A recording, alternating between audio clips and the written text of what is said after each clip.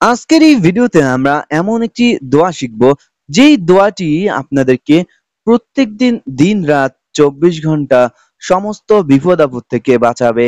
সারাদিন কোনো ধরনের কোনো ক্ষতির সম্মুখীন হবেন না।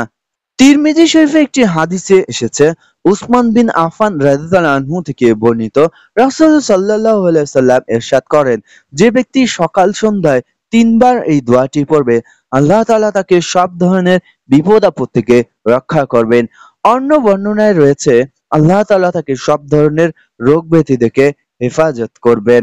এছাড়াও আর এক হাদিসে আছে, হযরত আবান ইবনু ওসমান রাদিয়াল্লাহু আনহু বলেন, আমি হযরত উসমান ইবনে আফনান রাদিয়াল্লাহু আনহুকে বলতে শুনেছি, আল্লাহর রাসূল সাল্লাল্লাহু আলাইহি ওয়াসাল্লাম বলেছেন, যদি কোনো বান্দা প্রতিদিন সকালে এবং প্রতিদিন রাতে সন্ধ্যায় ৩ বার এই দোয়া পাঠ করে, তাহলে তাকে কোনো অনিষ্ট স্পর্শ করবে না।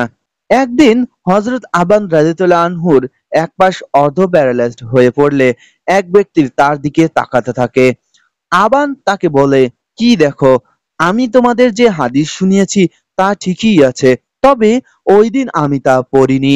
আমি চেয়েছি আল্লাহর নির্ধারিত তকদির আমার উপর কার্যকর হোক।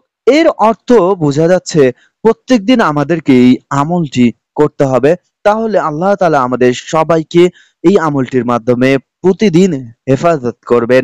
দোয়াটি হলো, বিসমিল্লাহিল্লাযী লা ইয়াদুররু মা আসমিহি শাইউন ফিল আরদি ওয়ালা ফিস সামাই ওয়া হুয়াস সামিউল আলিম।